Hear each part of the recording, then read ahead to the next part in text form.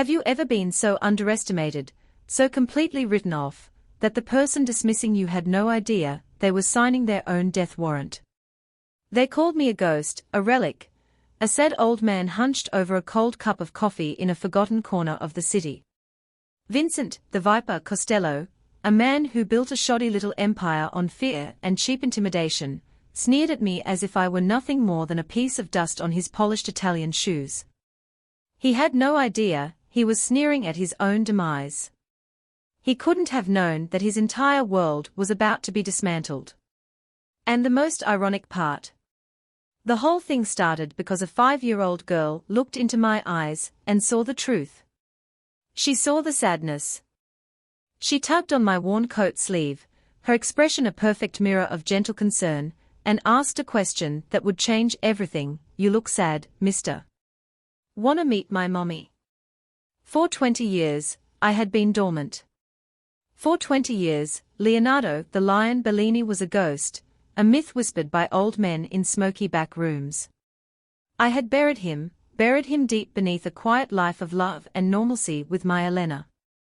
When I lost her to a sickness that no amount of power or money could fight, I lost the sun. The world became a muted, grey landscape, and I became Leo, the quiet widower who visited a small trattoria called La Lanterna every single day. It was our place.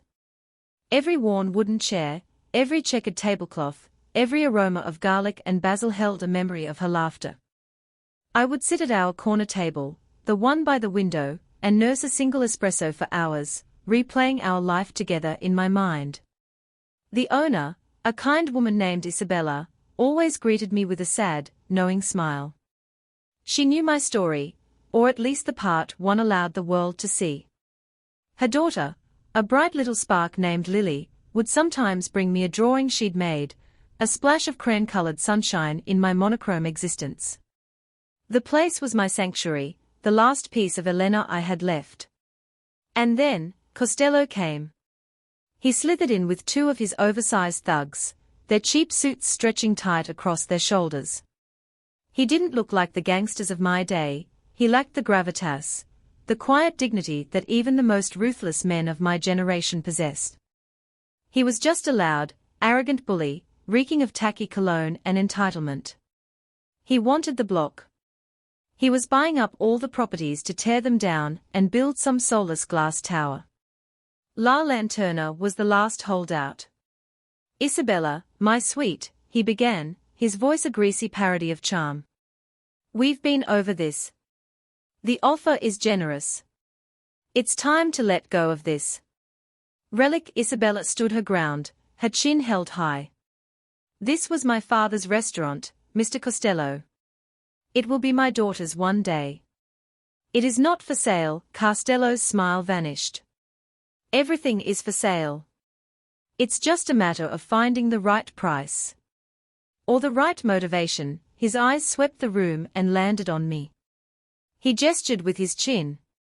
"You see, your only customer is a fossil who probably can't even pay for his coffee. This place is dead. You're just too sentimental to bury it." I said nothing. I just watched. The lion inside me was so deeply asleep, I barely felt a stir. I was just Leo, the grieving husband. Costello was a problem for Isabella, not for me. That was my first mistake. Over the next few weeks, Costello turned up the pressure. It started small. A delivery truck would conveniently block the entrance during the lunch rush. A few of his goons would loiter outside, their menacing glares scaring away families. Then came the anonymous, negative online reviews, dozens of them, all appearing overnight, complaining of things that never happened. Business dwindled.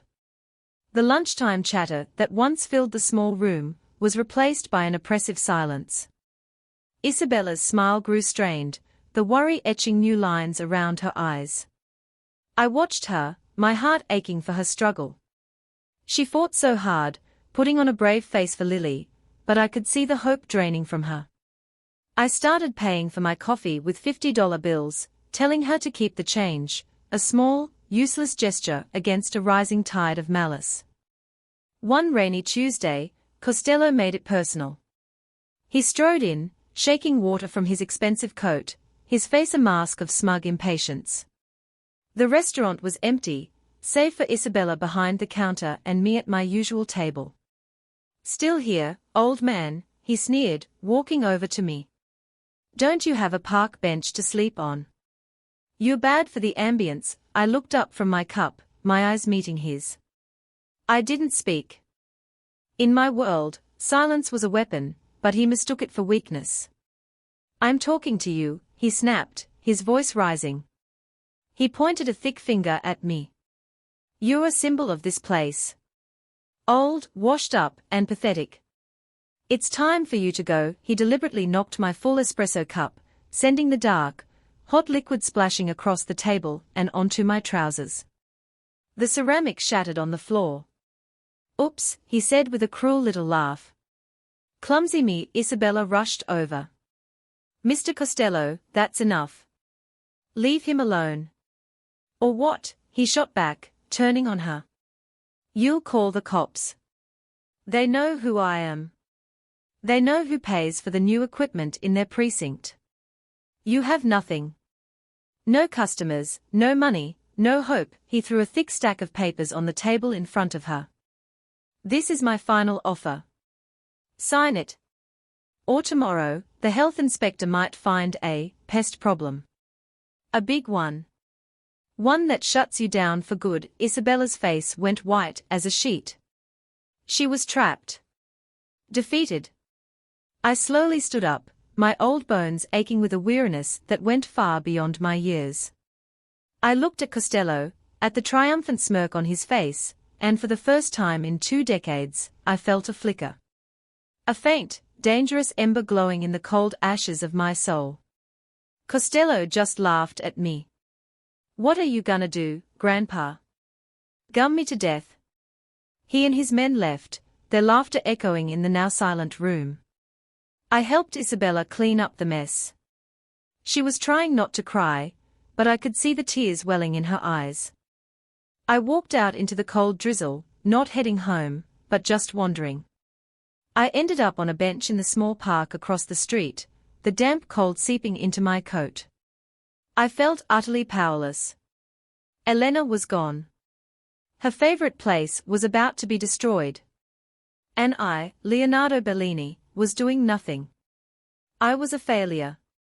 A ghost, just as Costello had said. That was when I felt the gentle tug on my sleeve. I looked down into the big, brown eyes of Lily. She was holding a bright yellow umbrella, barely big enough to cover her small head. She tilted her head, her expression serious and profound in the way only a child's can be.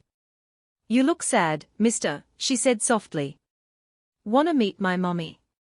I knew her mommy, of course. I saw her every day.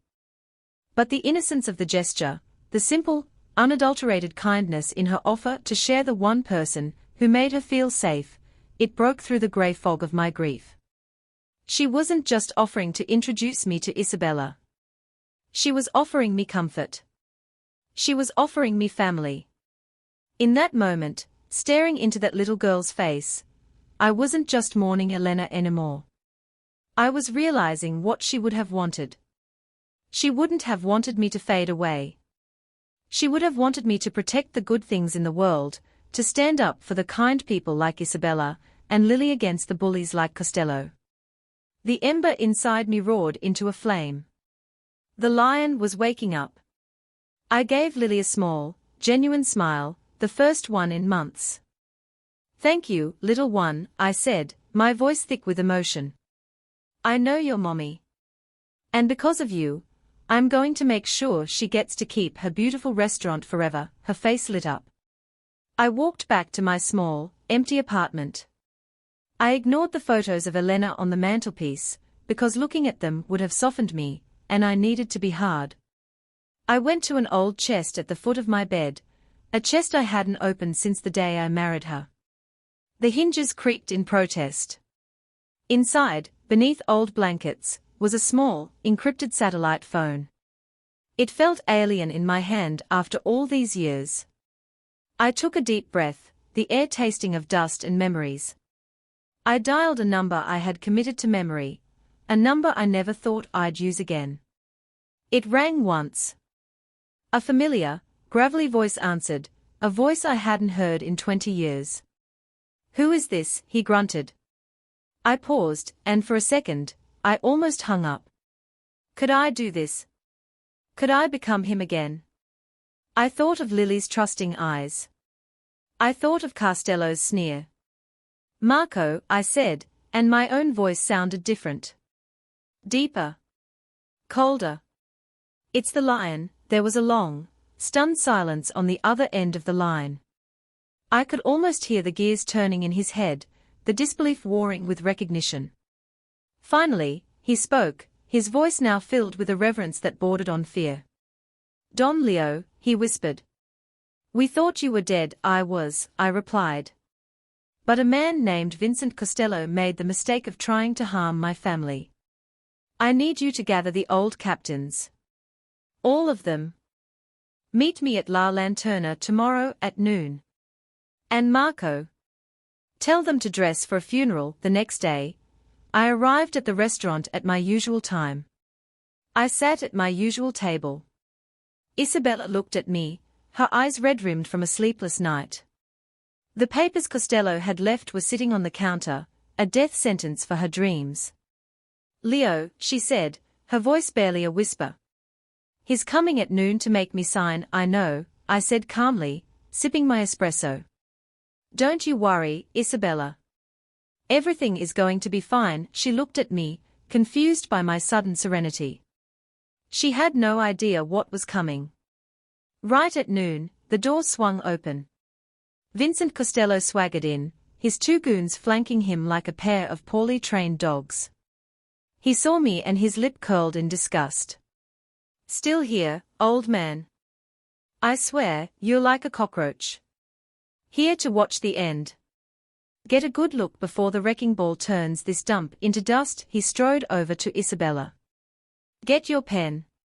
Let's get this over with." "I don't think she'll be signing anything today, Vincent," I said, my voice quiet, but carrying across the room.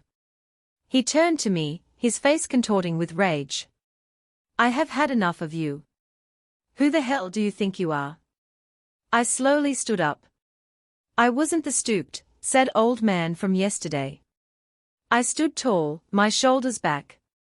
The weariness was gone, replaced by an aura of absolute authority that filled the small space. The lion was fully awake. "I'm the man who remembers you when you were just a scared little rat driving for the Moretti family," I said, my voice like ice. "I remember the docks, 1998. The shipment from Palermo. The one that conveniently went missing right before old man Moretti had his accident." "You were sloppy then, Vincent. You're still sloppy now." Costello's face drained of all color. His jaw went slack. That was a secret only a handful of people in the world knew. People who were all dead. His eyes widened in dawning, horrified recognition. He was looking at me, but he was seeing a ghost. It can't be," he stammered. You're dead." Just then, the door to the restaurant opened again. And again. And again. One by one, silent, impeccably dressed men began to file in. They were older now, their hair gray and their faces lined with the harsh maps of their lives, but their eyes were sharp and their presence was formidable. There was Marco the Bull Riccardi, my old enforcer. There was Gianni, the ghost Romano, my strategist. There were a dozen others, the surviving captains and lieutenants of the Bellini family, the most powerful and feared organization the city had ever known. They ignored Costello completely. Their eyes were only on me. They formed a silent, respectful semicircle around my table. Marco stepped forward and bowed his head slightly. "Don Leo," he said, his voice ringing with loyalty. "It is good to see you. Your family is assembled." Costello looked like he was going to faint. His two thugs were frozen, their tough guy facades melting away into pure, unadulterated terror. They were in the presence of legends, and their boss was just a cheap imitation. I turned my full attention back to the trembling man. My name, I said, each word a hammer blow, is Leonardo Bellini. This restaurant, La Lanterna, belongs to Isabella Rossi. And as of this moment, Isabella Rossi and her daughter, Lily, are under the protection of the Bellini family. That means this restaurant is my territory. I took a step closer, my eyes boring into his. You have brought violence and fear to my doorstep. You have threatened my family. And you have spilled my coffee. I let that last part hang in the air, the sheer triviality of it underscoring the gravity of his other sins. So here are your two options, Vincent. Option 1, you walk out that door, you leave this city, and you never, ever come back. You disappear. If I so much as hear a whisper of your name, my friends here will find you. Option 2. Well, option 2 involves you not walking out that door at all. Costello was shaking, sweat beading on his forehead. He couldn't speak. He just nodded frantically, his eyes wide with terror. Get out, I said, my voice a low growl. He didn't need to be told twice. He and his goons practically fell over each other in their haste to flee, scrambling out the door like the rats they were. The room was silent for a moment. Then, Isabella, who had been watching the entire scene with a look of utter disbelief, finally spoke. Leo. Who are you? I turned to her, and the cold mask of the lion fell away, replaced by the gentle smile of the man she knew. I'm just a friend, I said. A friend who owes your daughter a thank you for reminding him what's important. From that day on, everything changed. La Lanterna thrived. Word got around the old neighborhoods that the little trattoria was under the protection of Don Leo, and people flocked there, partly for Isabella's wonderful food, and partly out of respect for me. I never returned to my old life, not really. My captains understood. I had found something better. I became a permanent fixture at the restaurant, but not as a sad ghost. I was a guardian. I was Grandpa Leo to Lily. I helped Isabella with the books. I found a new purpose, a new family. I was honoring Elena's memory not by drowning in the past, but by protecting a future for people who deserved one. Sometimes, when the restaurant is full of laughter and the smell of good food, I look over at Lily drawing at a table and Isabella smiling in the kitchen, and I realize that you should never, ever judge a book by its cover. Because sometimes, the sad old man in the corner is not a ghost. He's a sleeping lion, just waiting for the right reason to wake up. Have you ever been completely misjudged by someone? What's your story? Let me know down in the comments, I'd love to hear it. And if you believe that karma always finds a way, do me a favor and smash that like button and be sure to subscribe for more stories that will inspire you. You never know whose life you might change with a simple act of kindness.